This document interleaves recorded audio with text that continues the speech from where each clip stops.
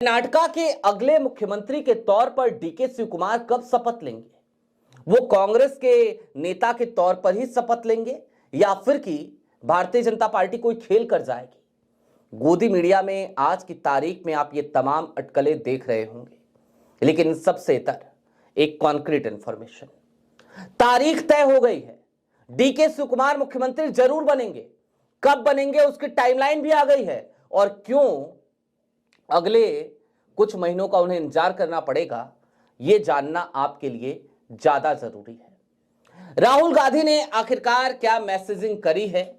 सोनिया गांधी ने डीके शिवकुमार से क्या बातें कही थी? सारी बातें आज जरा विस्तार से होंगी और भारतीय जनता पार्टी का सपना भी कैसे कांग्रेस ने तोड़ दिया है, ये सबसे ज्यादा पते की बात है। नमस्कार, मैं स्वप्निल और आप मुद्दा देख रहे हैं। दोस्तों, आगे बढ़े उससे पहले वही छोटी सी अपील। मुद्दा इन दिनों एक गंभीर आर्थिक संकट से जूझ रहा है। एक तरफ हमारे मेन बैंक अकाउंट फ्रीज चल रहे हैं, तो दूसरी तरफ हमारे 28 साल पुराने चैनल को हमसे लंबे समय तक छीन कर रखा गया था। ऐसे में आपसे गुजारिश है, और यह गुजारिश करना हमारी मजबूरी भी, कि यदि आप चाहें, यदि आप सक्षम हो, तो छोटी छोटी मदद मुद्दा की जरूर कीजिएगा। इसके लिए आप स्क्रीन पर दिख रहे क्यूआर कोड या फिर कि नीचे दिख रहे यूपीआई नंबर का इस्तेमाल कर सकते हैं। अब आगे बढ़ते हैं, कर्नाटक की तरफ चलते हैं। कांग्रेस की 3 राज्यों में ही सरकार है, हिमाचल, कर्नाटका, तेलंगाना। तेलंगाना में भारतीय जनता पार्टी कुछ खास कर नहीं पाती, इसलिए भी नहीं क्योंकि उसका वजूद धीरे धीरे बढ़ रहा है वहां पर। लेकिन हिमाचल में खेला करने की पूरी कोशिश की गई। हिमाचल में वो खेला सफल नहीं हो पाया। किसने रोका? याद है आपको? डीके शिवकुमार ही पहुंचे थे, और आज की तारीख में उन्हीं डीके शिवकुमार के सहारे यह कहा जा रहा है कि वो कर्नाटका की सरकार गिरा देंगे, जिसने हिमाचल में भारतीय जनता पार्टी के मंसूबों को कामयाब नहीं होने दिया। क्या आप यकीन मान सकते हैं कि वो व्यक्ति कांग्रेस की सरकार अपने ही गृह राज्य में गिरा देगा, जहां का वो प्रदेश अध्यक्ष भी रहा, जहां का वर्तमान समय में वो डिप्टी सीएम भी है। निश्चित तौर पर डीके शिवकुमार के बारे में यदि बात की जाए तो कांग्रेस के एक योद्धा के तौर पर देखे जा सकते हैं डीके शिवकुमार। डीके शिवकुमार वही डीके शिवकुमार हैं जिनसे भारतीय जनता पार्टी खौफ खाती है, जिनको अपने पाले में लेना तो चाहती है, लेकिन डीके शिवकुमार नेहरू और गांधी की विरासत को छोड़कर संघ की इस दलदल में, इस कीचड़ में फंसना नहीं चाहते। कीचड़ में तो कमल उगता है ना। हाथ का पंजा अगर कीचड़ में पड़ जाए तो उसे आपको साबुन से साफ करना पड़ता है। खैर, कर्नाटका में एक और कांड हुआ था, याद दिला देता हूं। राज्यसभा चुनाव के दौरान क्रॉस वोटिंग कर दी थी भारतीय जनता पार्टी के नेताओं ने कांग्रेस के पक्ष में। यह भी डीके शिवकुमार ही करा सकते हैं। तो क्या ऐसे डीके शिवकुमार को कांग्रेस हाशिए पे डाल देगी? जवाब है नहीं। लेकिन पेच कहां फंसा? कमिटमेंट हुई थी, ये एक सच्चाई है। कहा गया था कि सिद्धारमैया के बाद आप मुख्यमंत्री बनेंगे, इसी कार्यकाल के दौरान बनेंगे। यह कमिटमेंट किसी और ने नहीं बल्कि सोनिया गांधी ने ही करी थी। यह भी सच है, और निश्चित तौर पर वो वक्त भी आ चुका है। लेकिन आज की तारीख में ब्रेकफास्ट के दौरान, नाश्ते के दौरान सिद्धारमैया और डीके शिवकुमार की मुलाकात हुई। उसके बाद डीके शिवकुमार ने सीधे तौर पर ना सिर्फ ट्वीट किया बल्कि एक ज्वाइंट प्रेस कॉन्फ्रेंस भी की, और इसमें भी सिद्धारमैया ने माइक बीच प्रेस कॉन्फ्रेंस के दौरान कई सवालों पर डीके शिवकुमार की तरफ घुमा दिया। कहा, आप ही जवाब दीजिए, और डीके शिवकुमार ने बड़ी बोल्डली तमाम सवालों के जवाब दिए। अब असली पेच समझिए, जहां पर सारा मामला जाकर फंसा है।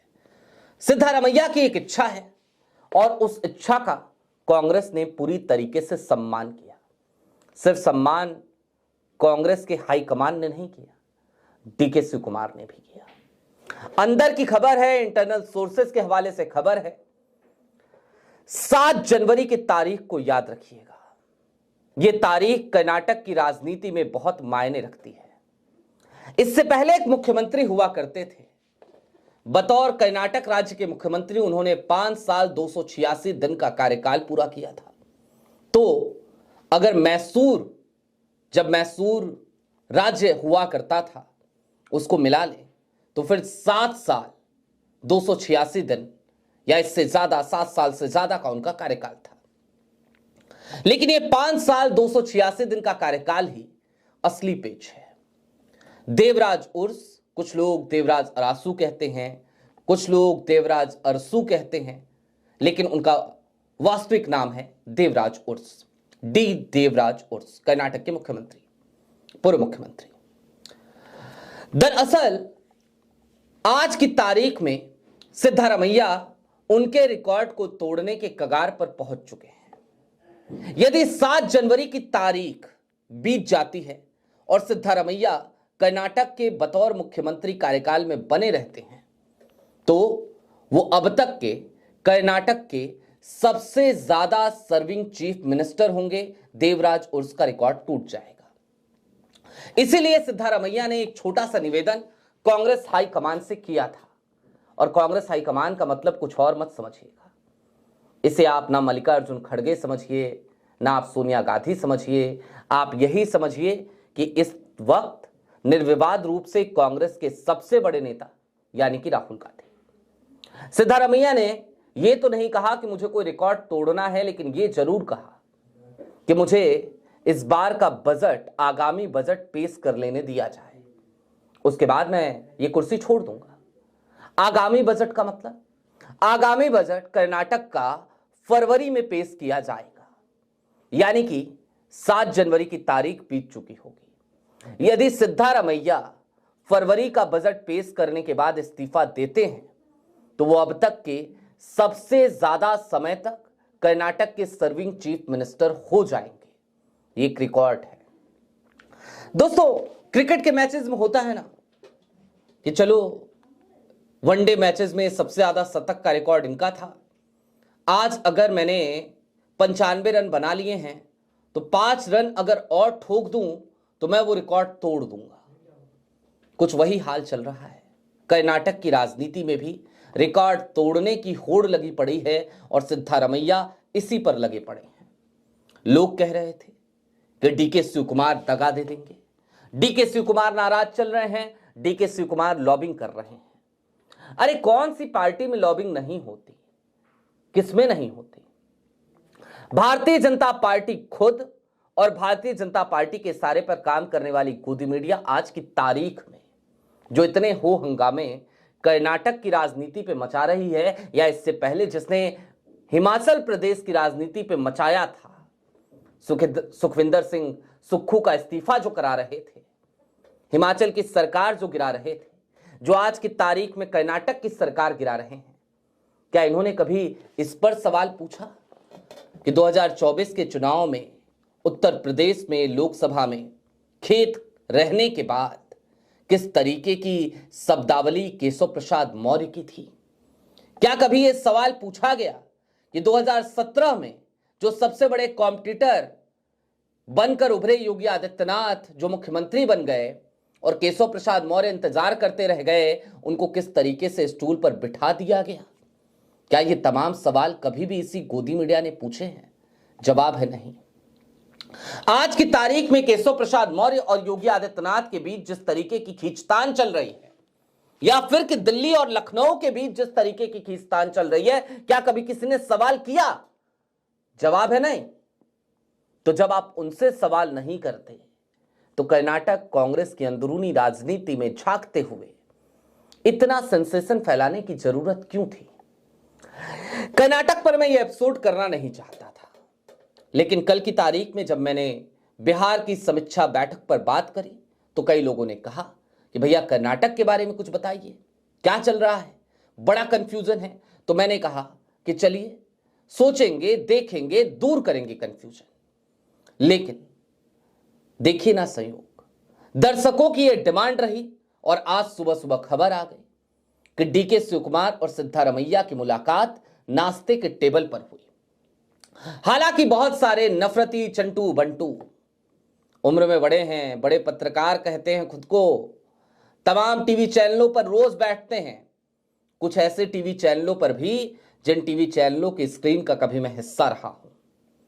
उन टीवी चैनलों पर बैठकर बदकही करने वाले लोग आज उसी तस्वीर को साझा करके ये कह रहे थे कि भाई डीके शिव कुमार आज नाश्ता कर रहे थे, उसके बाद पानी पिया, पानी के साथ अपमान का घुट पी लिया।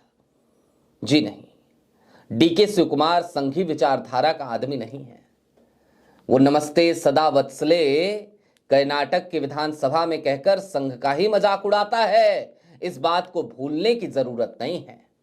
और भारतीय जनता पार्टी जब कांग्रेस की हिमाचल की सरकार गिराने की कवायद में लग जाती है तो यही डीके शिव कुमार होता है जो कहता है ऐसे कैसे गिरने देंगे, मैं आ रहा हूं। आता है, कोऑर्डिनेट करता है, सामंजस्य बनवाता है और सरकार नहीं गिर पाती, भारतीय जनता पार्टी के मंसूबे पर पानी फेर देता है। कुल मिलाकर अब चलते चलते कर्नाटक की आखिरी तस्वीर समझ लीजिए। देवराज उर्स का रिकॉर्ड तोड़ने के लिए सिद्धारमैया को 5 साल 286 दिन से ज्यादा का कार्यकाल पूरा करना है बतौर मुख्यमंत्री। और इसके लिए जो माइलस्टोन है, जो तारीख है, वो है 7 जनवरी की तारीख, 7 जनवरी 2025 की तारीख। लिहाजा राहुल गांधी को एक मैसेज किया गया था, एक बात कही गई थी, एक संदेशा भेजा गया था कि जनाब छोड़ देंगे मुख्यमंत्री का पद, लेकिन एक इच्छा है, और इच्छा ये कि मैं कर्नाटक का आगामी विधानसभा का बजट पेश कर पाऊं। वो फरवरी की तारीख होगी, 7 जनवरी बीत चुकी होगी, सिद्धारमैया कुर्सी छोड़ चुके होंगे, डीके शिव कुमार कुर्सी पर बैठ चुके होंगे और कर्नाटक कांग्रेस में कोई हलचल नहीं है, सब कुछ सामान्य है। लिहाजा अब जब कभी भी गोदी मीडिया ऐसी कोई खबरें फैलाए तो इस बात का ध्यान रखिए कि भारतीय जनता पार्टी के सारे पर एजेंडा चलाया जा रहा है। अंग्रेजों वाली नीति यानी कि फूट डालो राज करो वाली नीति अपनाई जा रही है, लेकिन डीके शिव कुमार कोई मूर्ख व्यक्ति नहीं है, वो वास्तविक चाणक्य हैं।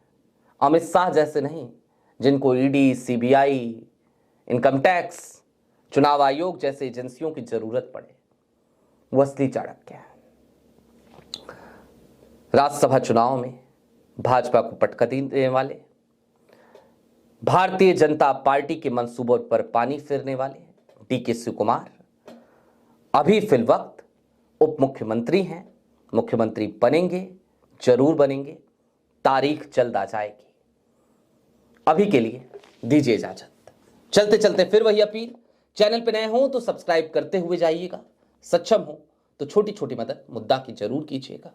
इसके लिए आप स्क्रीन पर दिख रहे QR कोड या फिर के नीचे दिख रहे UPI नंबर का इस्तेमाल कर सकते हैं।